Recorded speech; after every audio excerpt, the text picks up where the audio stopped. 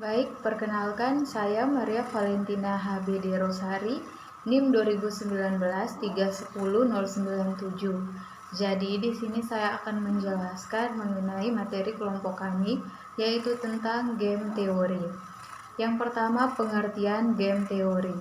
Menurut Dimyati pada tahun 1992,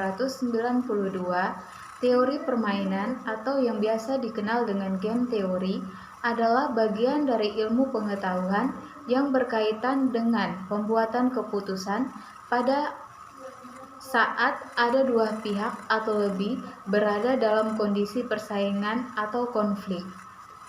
Pihak-pihak yang bersaing ini diasumsikan bersifat rasional dan cerdas.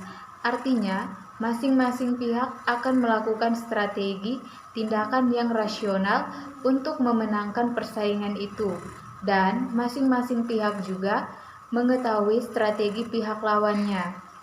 Selanjutnya, pihak pemain ini disebut pemain. Sedangkan menurut Ayu pada tahun 1996, game teori merupakan suatu pendekatan matematis untuk merumuskan situasi persaingan dan konflik antara berbagai kepentingan.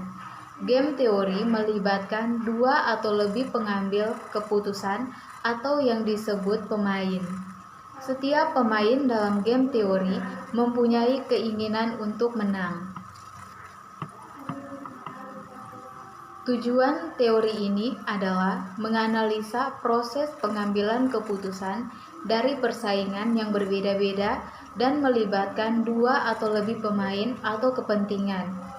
Kegunaan dari game teori permainan adalah metodologi yang disediakan untuk menstruktur dan menganalisa masalah pemilihan strategi. Menggunakan teori permainan, maka langkah pertama adalah menentukan secara eksplisit pemain, strategi yang ada, dan juga menentukan preferensi serta reaksi dari setiap pemain. Terdapat dua jenis strategi permainan yang dapat digunakan pada game teori, yaitu yang pertama, pure strategi atau setiap pemain mempergunakan strategi tunggal, dan mixed strategi atau setiap pemain menggunakan campuran dari berbagai strategi yang berbeda-beda. Pure strategi digunakan untuk jenis permainan yang hasil optimalnya mempunyai saddle point atau semacam titik keseimbangan antara nilai bermain kedua pemain. Sedangkan mixed strategi digunakan untuk mencari solusi optimal dari kasus game teori yang tidak mempunyai saddle point. Adapun unsur-unsur dasar yang terdapat dari game teori yaitu yang pertama, jumlah pemain. Permainan diklasifikasikan menurut jumlah kepentingan atau tujuan yang ada dalam permainan tersebut. Dalam hal ini perlu dipahami bahwa pengertian jumlah pemain tidak selalu sama. Artinya, dengan jumlah orang yang terlibat dalam permainan tersebut.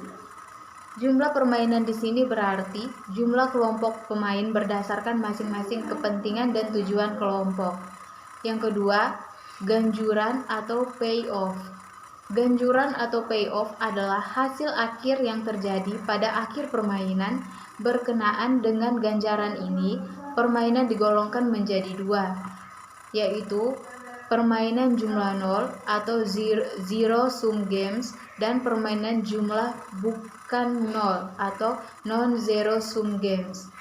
Permainan jumlah 0 terjadi jika jumlah ganjaran dari seluruh permainan adalah 0, yaitu dengan memperhitungkan setiap keuntungan sebagai bilangan positif dan setiap kerugian sebagai bilangan negatif.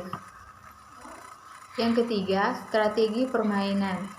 Strategi permainan adalah teori permainan, suatu siasat atau rencana tertentu dari seorang pemain sebagai reaksi atas aksi yang mungkin dilakukan oleh pemain yang menjadi saingannya.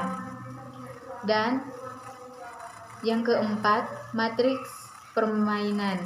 Setiap permainan yang dianalisis dengan teori permainan selalu dapat disajikan dalam bentuk sebuah matriks permainan.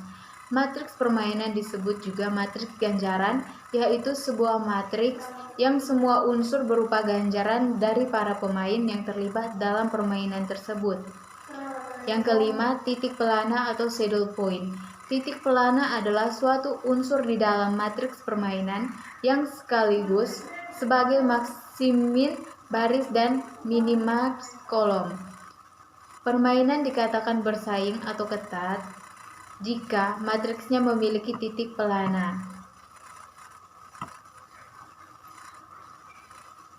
Terdapat beberapa model dari game teori, yaitu model game teori berbeda dengan model pengambilan keputusan dalam kepastian dan pengambilan keputusan dalam resiko.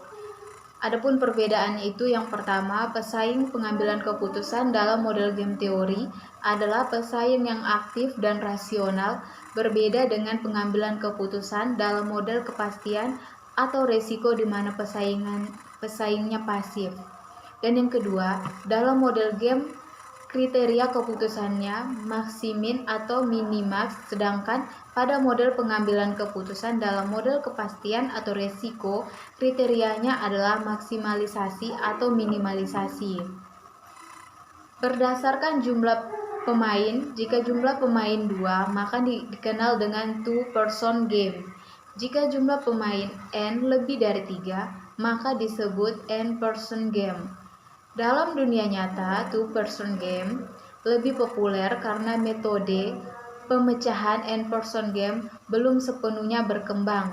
Contoh dari two-person game adalah permainan catur, dan contoh n-person game adalah beberapa perusahaan dalam masa promosi dan mengiklankan produk mereka secara intensif untuk memperoleh pangsa pasar yang lebih luas. Berdasarkan jumlah keuntungan dan kerugian, maka dibagi menjadi 2, yaitu yang pertama, jika jumlah keuntungan dan kerugian adalah 0, disebut permainan jumlah 0 atau zero sum game, dan atau jumlah konstan atau constant sum game. Sebaliknya, bila tidak sama dengan 0, permainan disebut permainan bukan jumlah 0 atau non-zero sum game.